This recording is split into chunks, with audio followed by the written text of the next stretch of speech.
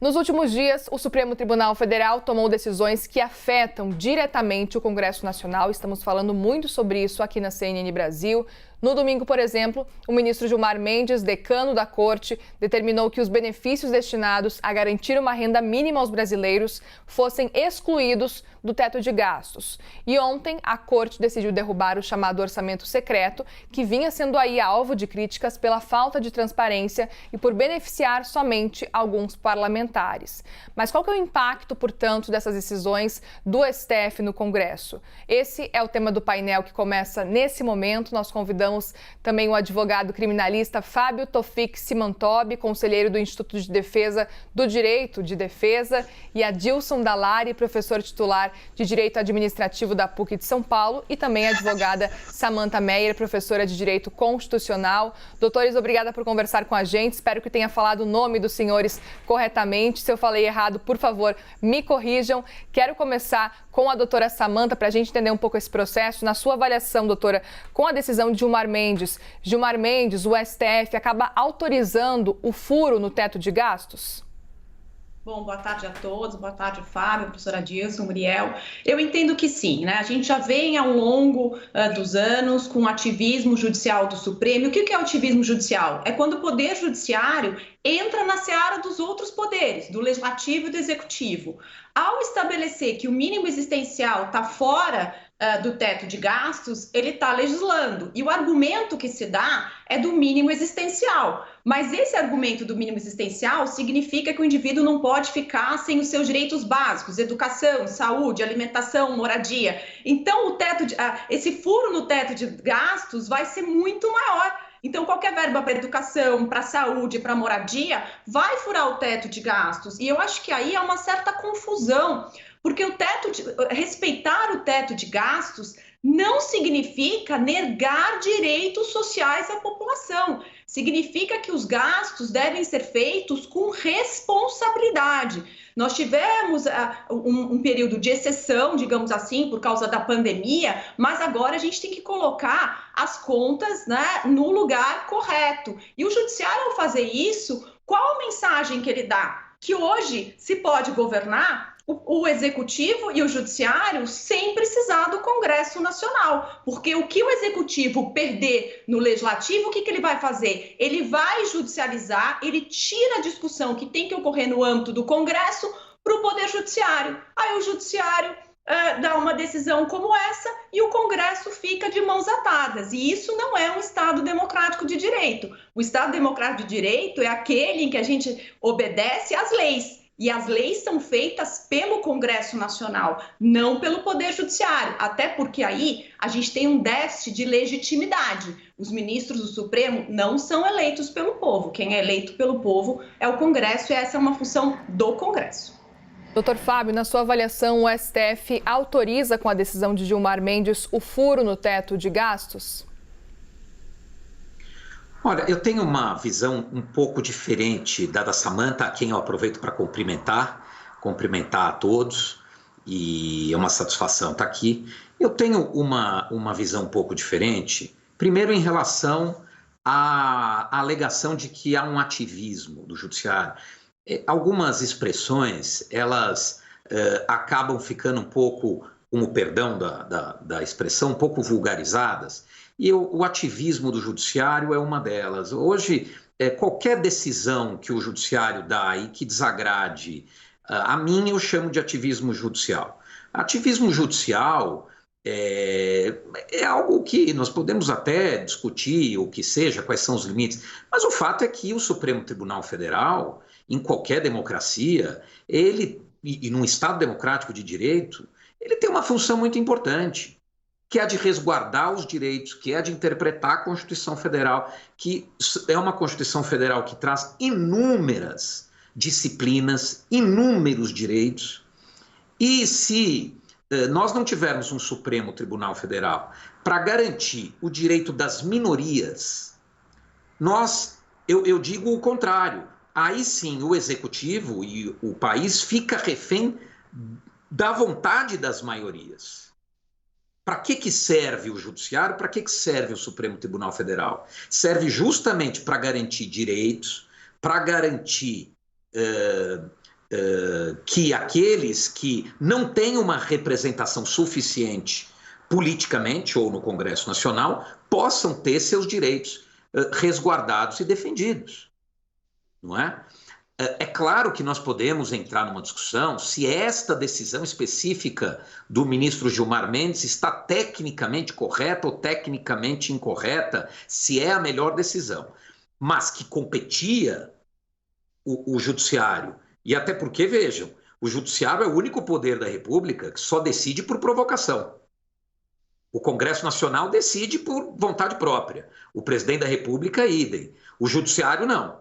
O judiciário precisa ser provocado. E nas questões que envolvem a política, ele é normalmente provocado por um partido político. Ou seja, são as próprias representações parlamentares que levam essas discussões para o Supremo Tribunal Federal. E, nesse caso, levou uma discussão de uma importância suprema, com o perdão do trocadilho. Levou a possibilidade de tirar do teto de gastos um subsídio de sobrevivência. Nós estamos numa situação muito pior do que a de alguns anos atrás. O país voltou a ter fome, o país voltou a ter miséria, não é? E o artigo 167 da Constituição Federal prevê a possibilidade de se criar créditos suplementares, né? O Supremo fez uma interpretação nesse momento e que entende que seria uma das hipóteses, uma das exceções previstas no 167. Não encaro isso como um ativismo judicial, acho que o Supremo está no seu papel. Qualquer Supremo em qualquer país civilizado do mundo acaba tendo um viés um pouco político. Quem espera de um Supremo Tribunal Federal decisões 100% técnicas e jurídicas, ou é ingênuo ou não tem a compreensão devida do que é um Supremo Tribunal Federal. Todo Supremo ele é político, até porque seus membros são indicados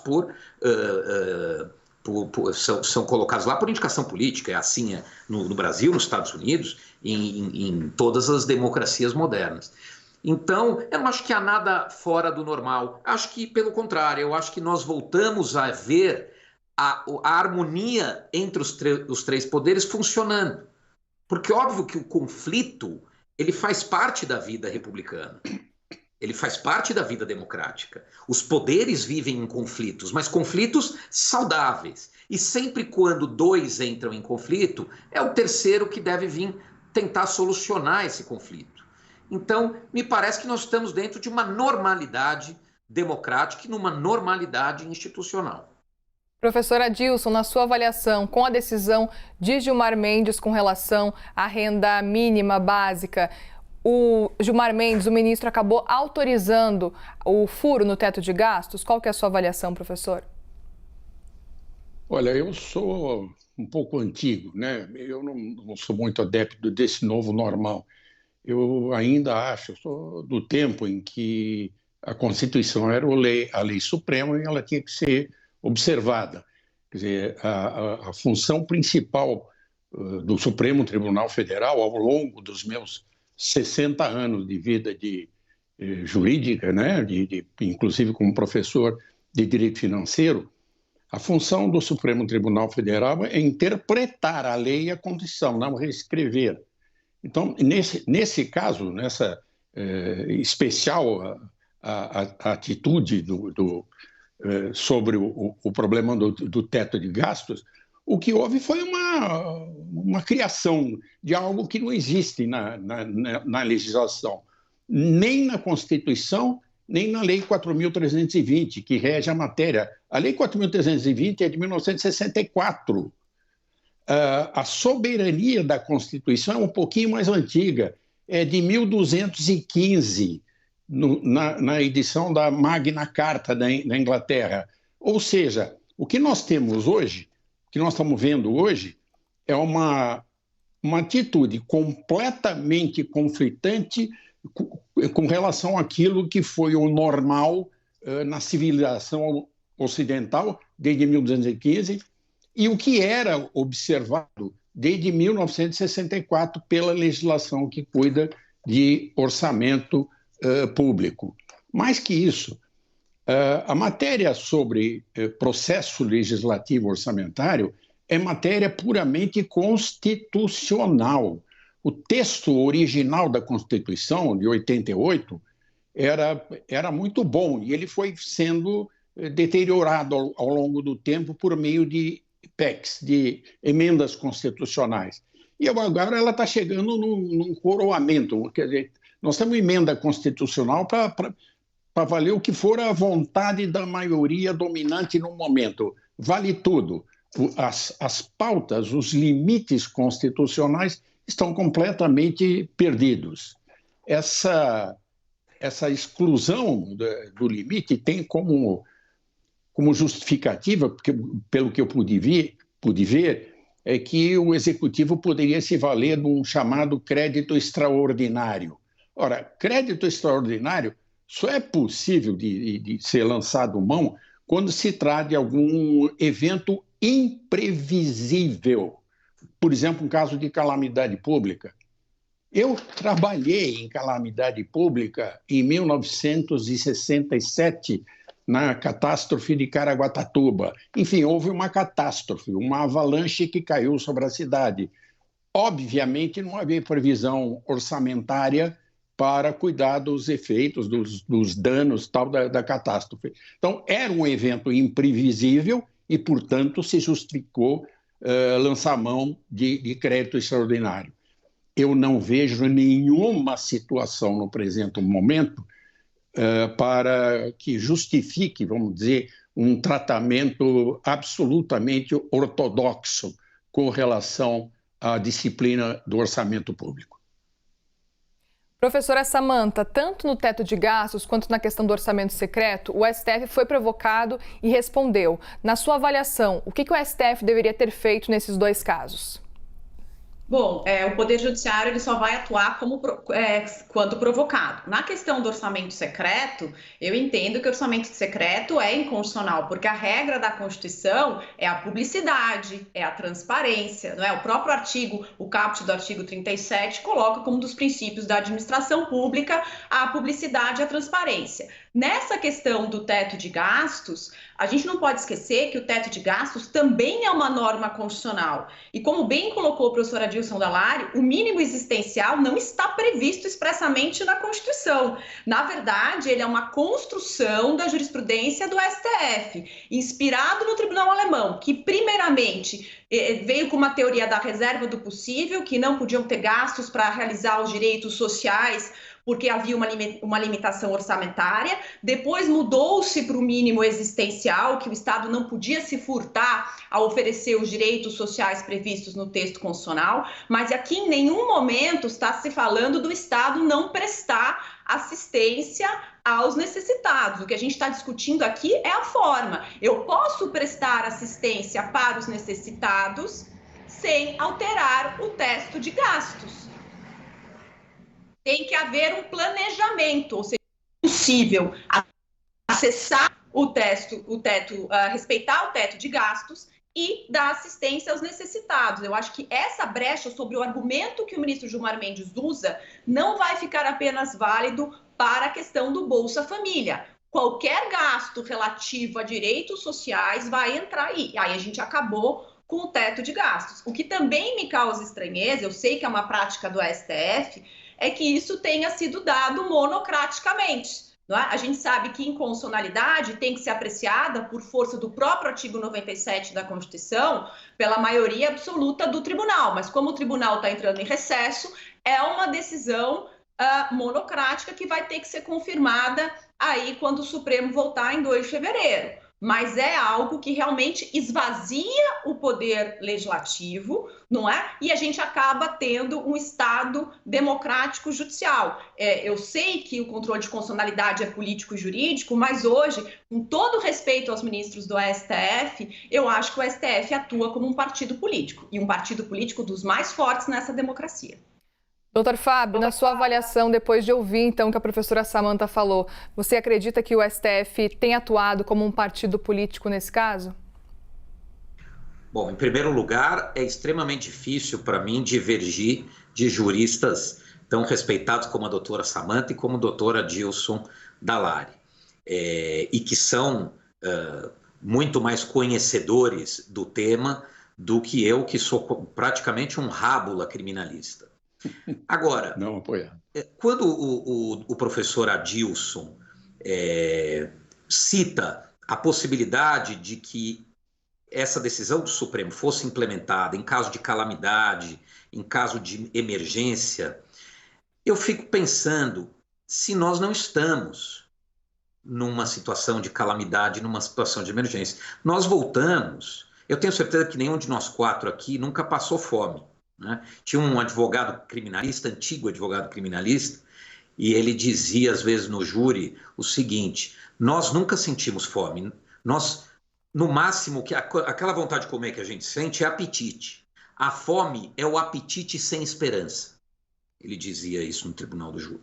Nós não sabemos o que é passar fome, né? Será que nós podemos dizer que a situação de fome que o país passa hoje, que é talvez uma das piores das últimas décadas, em grande parte causada pela pandemia, né, que deixa ainda suas sequelas, a pandemia acabou, mas as sequelas da pandemia continuam, né?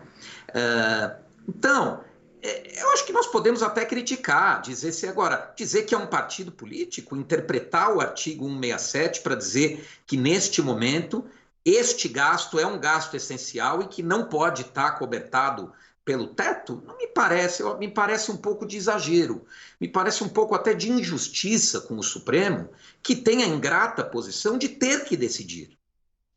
Ele tem que decidir quando ele é provocado.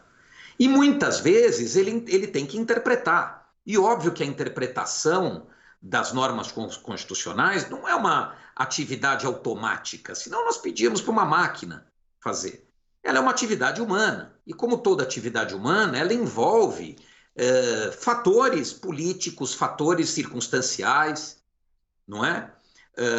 Se não fosse este ativismo do Supremo, nós não teríamos até hoje a união homoafetiva regulamentada no país, nós não teríamos permitido o aborto do anencéfalo, não é? É evidente que existem decisões que o Supremo precisa adotar, né, e precisa avançar para preservar direitos, para garantir direitos que o processo político sozinho não garantiria, não protegeria. Como a questão dos homoafetivos. Se nós deixássemos à mercê do Congresso Nacional, nós teríamos hoje a união homoafetiva. Alguém hoje divergiria que isso isso não seja um direito importante, constitucional e que a todos deve ser assegurado? Nós, dependendo do Congresso Nacional conservador que nós temos, nós teríamos esse direito garantido? Precisou que o Supremo avançasse. Como nos Estados Unidos, desde a década de 60, inúmeros direitos civis só foram garantidos porque o Supremo Tribunal Federal, a Suprema Corte Americana, avançou na proteção desses direitos. Então não me parece que o Supremo faz proselitismo político com essa decisão. Me parece que ele atende, obviamente, a uma necessidade do país. É claro, nós não podemos achar que é uma decisão absolutamente anódina, sem nenhum contexto político. É claro que ela tem um contexto político, não é? Mas é um contexto político o fundamento tem raiz constitucional, não é? Que é o artigo 167. Agora, de fato, o ideal seria que essa decisão tivesse sido colegiada. E aí eu vou ao encontro aqui da ponderação da doutora Samantha, de que todos os tribunais superiores precisam se empenhar mais em que suas decisões sejam sempre colegiadas. As decisões monocráticas não fazem bem ao país, seja porque não trazem consigo a força que precisa para que ela seja aceita, né, pela população, seja porque a decisão colegiada ela é fruto de uma discussão, de um debate maior. É claro que, neste caso, havia uma urgência, né? E quando há uma urgência, existe um poder de cautela do juiz, um poder geral de cautela, e se implementou no caso a liminar. Mas o ideal é que isso possa ser levado ao órgão colegiado o mais rápido possível e decidido por todos os ministros. Professor Adilson, a decisão do Supremo Tribunal Federal de tornar as emendas de relator, o orçamento secreto, inconstitucional, saiu ontem. Hoje a gente está acompanhando aqui na CNN Brasil já alguns relatos e algumas apurações de que os parlamentares estão negociando uma possibilidade de colocar um novo artigo na PEC da transição, na PEC do estouro, um novo artigo dizendo que metade das emendas de relator, ou seja, em torno aí de 9 bilhões de reais, vão ser transformadas em emendas individuais impositivas, ou seja, não vão desrespeitar a decisão do STF, vão cumprir, mas vão dar aquele jeitinho ali de parlamentar para conseguir ainda assim incluir esse valor do orçamento secreto, que até então era do orçamento secreto. Qual que é a sua avaliação com relação a esse jeitinho que o Congresso está tentando dar nesse momento para tentar avançar o orçamento secreto e também a PEC da transição? Bom, quero lembrar o que eu já disse, vou repetir aqui. Matéria orçamentária, votação da lei orçamentária é fundamentalmente constitucional. O orçamento tem tudo a ver com o Estado democrático de direito, é algo realmente absolutamente fundamental. E por isso ele está na Constituição. Então, o que estava acontecendo? A redação original da Constituição era muito boa e permitia efetivamente um planejamento orçamentário, através do Programa Plurianual de Investimentos, da Lei de Diretrizes Orçamentárias, que orientava a elaboração do orçamento anual. Enfim, nós tínhamos um sistema de produção da Lei Orçamentária Anual muito bom. Ele foi sendo um pouco prejudicado, deteriorado por emendas constitucionais. Então, por PECs, que viraram emendas. Mas a Constituição agora prevê emendas individuais de parlamentares e emendas de bancadas. O que a Constituição não prevê é exatamente essas emendas do relator. Essas emendas do relator, elas foram criadas por uma resolução do Senado, de uma resolução assinada pelo então presidente, o Renan Calheiros. Ou seja, essas emendas do relator são absolutamente inconstitucionais, porque elas conflitam com a disciplina dada pela Constituição. Então, na medida em que o Congresso está recuando um pouco, abrindo mão, de certa forma, dessas emendas do relator para se utilizar das emendas individuais de bancadas, nós estamos nos aproximando muito mais da disciplina constitucional. Até porque é um ponto aí bastante interessante. As emendas do relator não tinham limite algum, não tinham disciplina alguma, ao passo que as emendas individuais e as emendas de bancadas têm limites quantitativos e qualitativos expressamente previstos na Constituição. Então, esse recuo, na verdade, é um avanço. Nós vamos seguir repercutindo aqui com vocês essa avaliação em torno das decisões do STF e o que tem feito o Congresso com relação a isso logo mais, depois de uma pausa muito rápida. O intervalo é rápido e a gente volta logo mais a conversar com vocês. Então, você que está nos acompanhando aí em casa ou em qualquer lugar, por favor, continue com a gente. A gente volta logo mais depois de uma pausa para seguir conversando por aqui. Fique com a gente.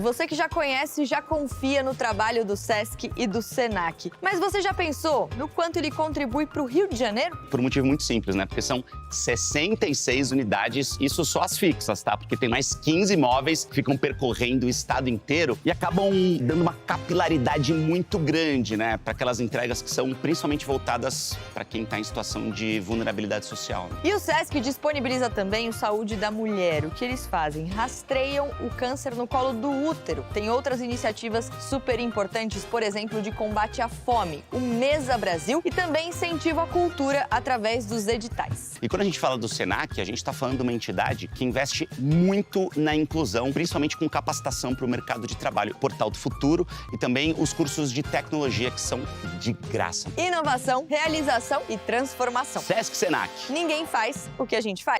O Miguel não está crescendo como esperado.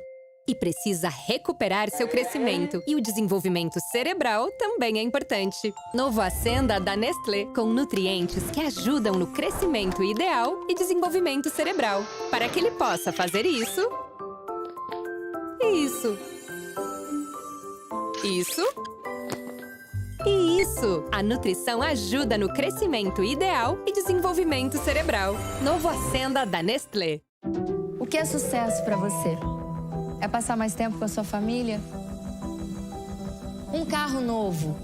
Um apartamento? Ter mais tempo com os amigos? Uma viagem dos sonhos? Seja qual for sua ideia de sucesso, conte com o Banco Master. Um banco digital ágil, parceiro, fácil, moderno, com soluções criadas para ajudar você a conquistar o que quiser. Banco Master. Seu sucesso, nossa maior conquista.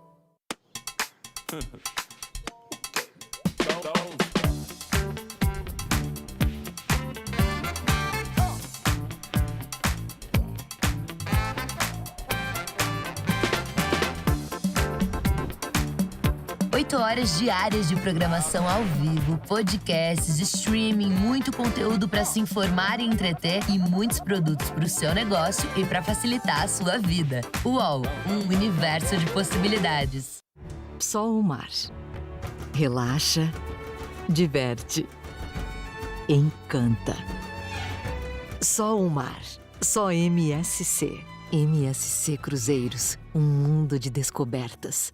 No CNN 360, a gente realmente dá um giro completo em toda a arena dos atores que são relevantes para o Brasil. Vamos fazer jornalismo plural, vamos fazer jornalismo crítico, correto, com todo mundo.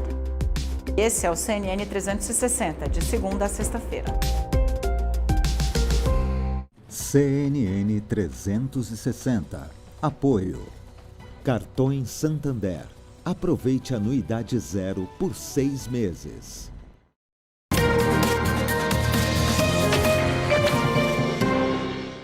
2h41, estamos de volta com o painel CNN. Falei que o intervalo era rápido, a gente está conversando, vamos lembrar, com o advogado criminalista Fábio Tofik Simantobi, conselheiro do Instituto de Defesa do Direito de Defesa, e o Adilson Dallari, professor titular de Direito Administrativo da PUC de São Paulo, e a advogada Samantha Meyer, professora de Direito Constitucional. Volto falando com Samantha e falo justamente o que a gente estava comentando há pouco, que é uma notícia que a gente está dando aqui no site da CNN Brasil, que o Congresso está dando um jeitinho aí para tentar conseguir garantir o orçamento secreto, que não é mais orçamento secreto. A gente falou há pouco, noticiou há pouco, que vai ter um novo artigo na PEC da transição, que vão tentar aprovar ainda hoje, inclusive, dizendo que metade das RP9, das emendas de relator, orçamento secreto, ou seja, em torno aí de 9,7 bilhões de reais, elas vão ser transformadas em emendas individuais, impositivas, ou seja, que o governo vai ter que ser obrigado a realmente cumprir. Qual que é a sua avaliação? A gente sabe que, portanto, o Congresso não vai desobedecer uma ordem do Supremo, mas está dando um jeitinho de contornar a situação e ainda assim ter o orçamento. A questão do orçamento secreto envolve também eleição de presidente da Câmara, presidente do Senado, há vários interesses aí na questão do orçamento secreto. É claro que agora eles estão fazendo uma série de ajustes que tiram aspectos graves que a gente tinha no orçamento secreto, ou seja, adequando, me parece, aos termos dos votos do ministro Alexandre de Moraes, Dias Toffoli, que estabeleciam determinados critérios, não é, para o orçamento secreto, e aí eu acho que é o poder do legislativo de alterar e de se adequar aos interesses do parlamento. Agora, ainda na questão do teto de gastos, que a gente teve essa decisão liminar do ministro Gilmar Mendes, eu também acho que é preciso a gente repensar que essa decisão foi feita antes, né, foi dada antes da aprovação da possível PEC de tetos de gastos. Então, só isso demonstra que não era uma decisão tão urgente, ela não foi tomada após, por exemplo, a não aprovação da Câmara dos Deputados. Eu sei que o Poder Judiciário age quando provocado, mas ele também pode, na sua decisão, dizer que aquilo não compete a ele, que aquilo é matéria do Poder Legislativo.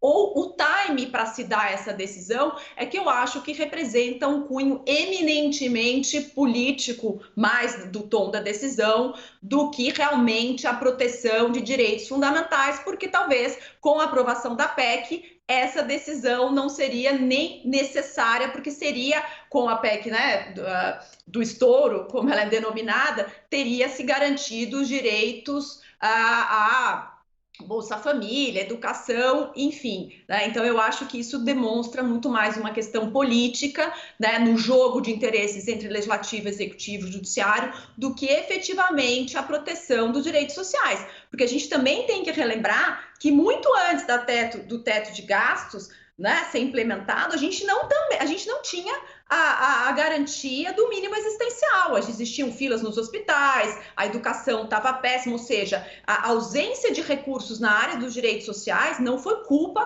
do teto de gastos, né? O teto de gastos é uma lei simples, você não pode gastar mais do que você tem. Ela impõe limites, ajustes para o Estado que são necessários para toda a economia. Então, você não quebra a economia de um país em nome dos direitos sociais. Você tem que conciliar, buscar outras formas para que isso venha a ser decidido. E o Congresso tem como fazer isso. E essa é uma função primordialmente do Congresso. Ele que tem legitimidade para isso, até porque numa democracia prevalece a vontade da maioria. Isso não quer dizer que a gente não cala a minoria, mas ultimamente a minoria vai para o Supremo, que tem prevalecido a vontade da minoria sobre a maioria. E aí isso gera um problema dentro da articulação aí entre os três poderes, legislativo, executivo e judiciário. Mas é sabido também que quando uma decisão não agrada o legislativo, ele arruma, né, elementos e formas para regulamentar, porque essa é, ao meu ver, uma prerrogativa do Poder Legislativo.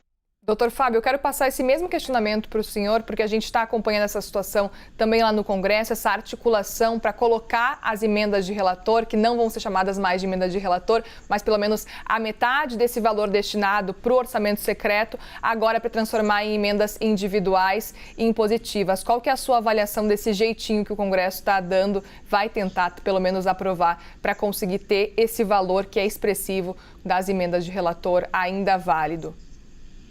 A emenda de relator, ela há muito tempo que já existia, né?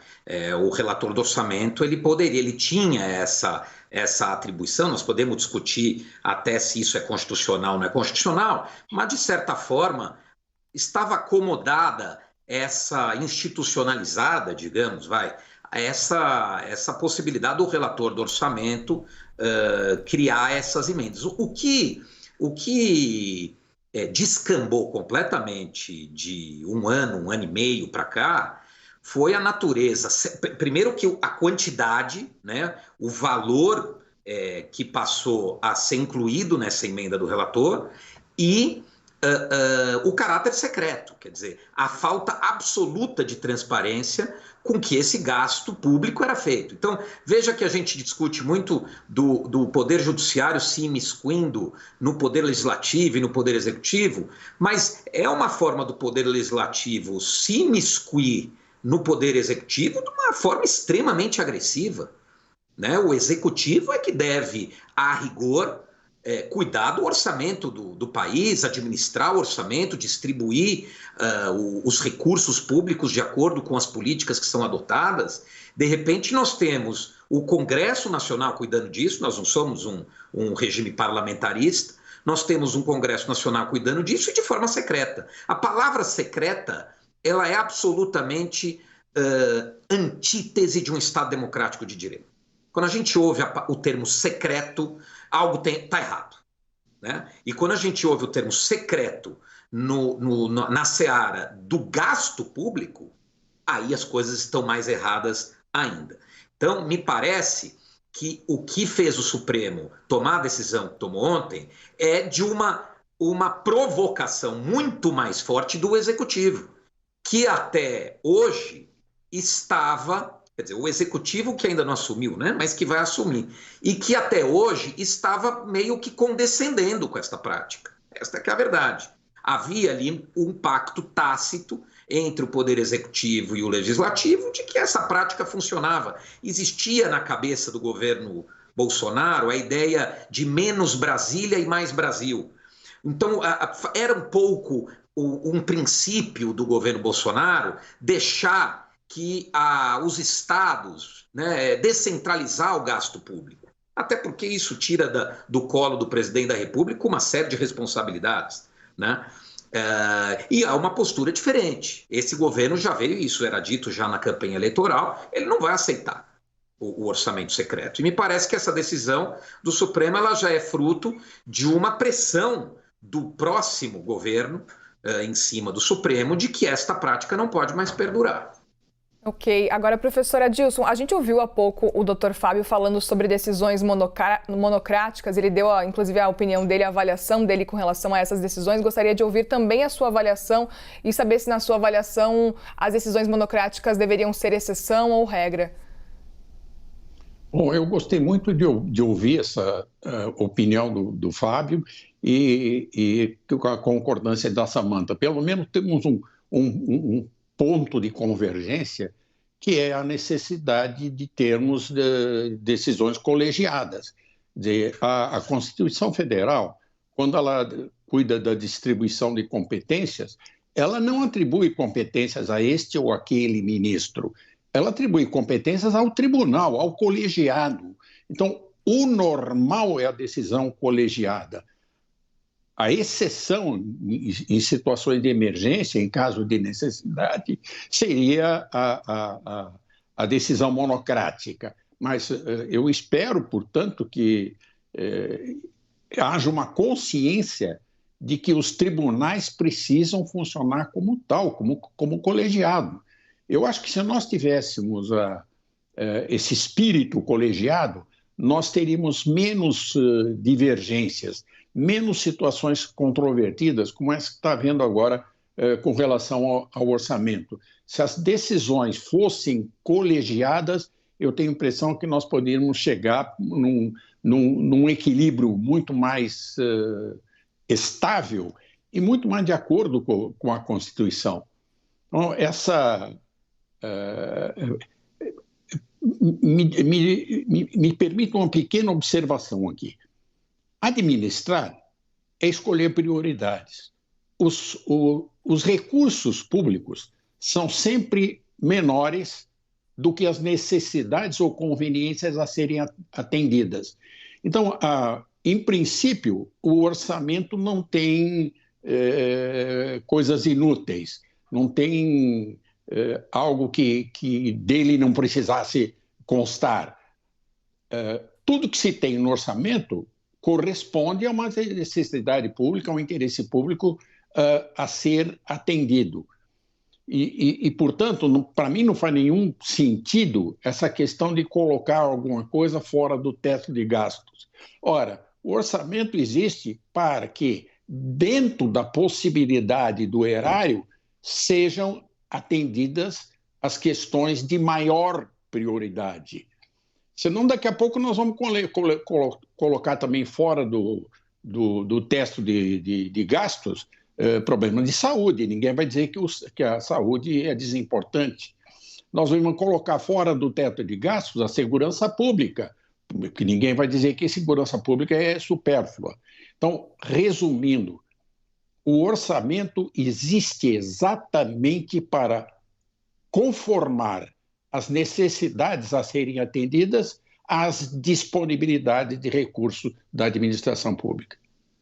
Nós chegamos ao fim do painel CNN. Agradeço a advogada Samantha Meyer, professora de Direito Constitucional, o advogado criminalista Fábio Tofik Simantobi, conselheiro do Instituto de Defesa do Direito de Defesa, Adilson Delari, professor titular de Direito Administrativo da PUC de São Paulo. Obrigada a todos pela participação. Uma excelente tarde para os senhores.